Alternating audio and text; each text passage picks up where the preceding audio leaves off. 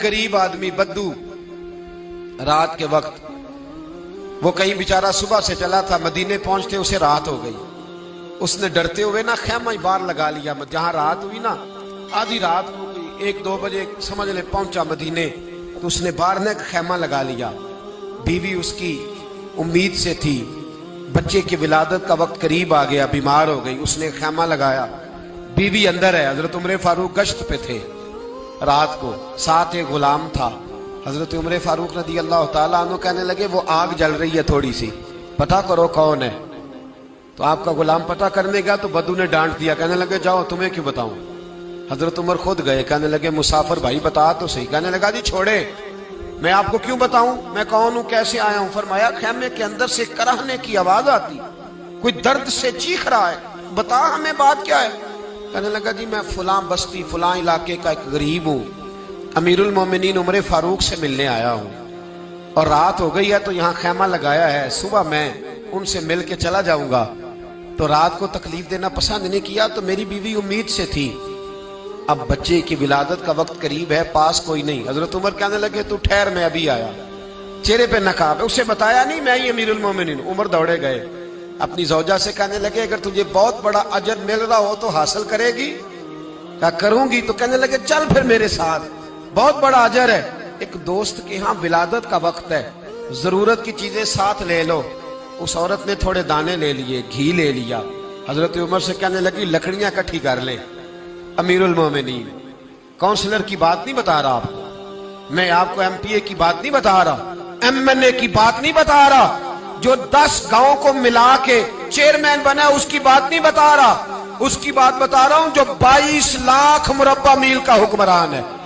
उसकी बात बता रहा हूं जो गली से गुजरे तो शैतान रास्ता ही बदल जाता है। उसकी बात बता रहा हूं जिसके बारे में मेरे मुस्तफा करीम सल्लल्लाहु ताला अलैहि वसल्लम ने फरमाया मेरा उम्र तो वो है कि 950 साल हजरत जिब्रील भी इसकी शान बयान करे तो अजमत खत्म नहीं होती। इतना बड़ा शख्स। हजरत उमर ने लकड़ियां इकट्ठी की, ईंटों का रोड़े लेके चूल्हा बनाया, पहुंच गए।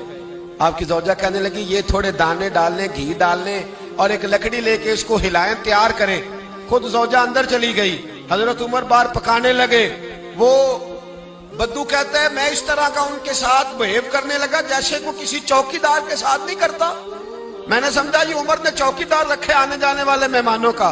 मैं कभी पानी का प्याला मांगता, कभी कोई बात, उमर दौड़े जाते, कभी पानी लाते। ओ मुसलमानों, ओ मेरे रसूल के गुलाम अजीजो, हजरत उमर फारूक। वो गुलाम कहता है मैं उमर से कहता, मैं कहता गुलाम पानी ला, तो उमर दौड़ के पानी लाते। मैं कहता तुझे घी पकाना भी आता है, पहले भी कभी पकाया है? तो उमर फरमाते कोशिश तो कर रहा हूं। मैं कहता पहले भी कभी तेरी बीवी ने ये काम किया है? तो हजरत उमर कहने लगे मुझे याद नहीं, पूछ के बताऊंगा। कहते हैं क्या रंग था, क्या अंदाज था, क्या मुस्तफा की तरबियत थी, क्या अंदाज हुजूर ने सिखाए गुलामों को। ये किस तरह का अमीर है कि ये हंडिया पका रहा है, फूंके मार रहा है एक गरीब के लिए, देहाती के लिए जिसे जानते भी नहीं।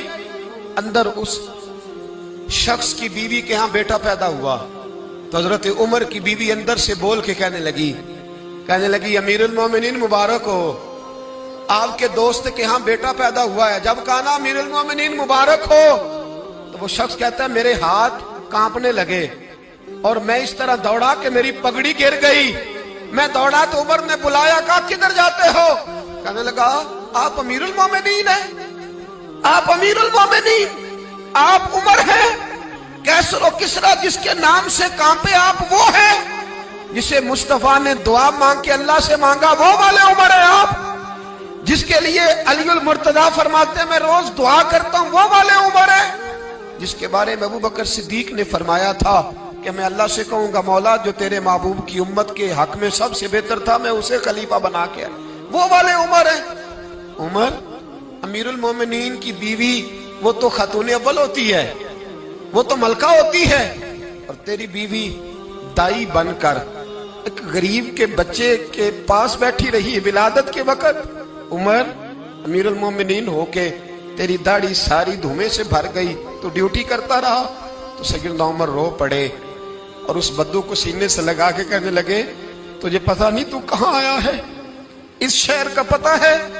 اس نے کہا حضور کہاں ہے؟ فرمایا یہ میرے نبی کا مدینہ ہے، یہ مصطفیٰ کا مدینہ ہے، یہاں امیروں کا استقبال نہیں ہوتا، یہاں غریبوں کے استقبال ہوتے۔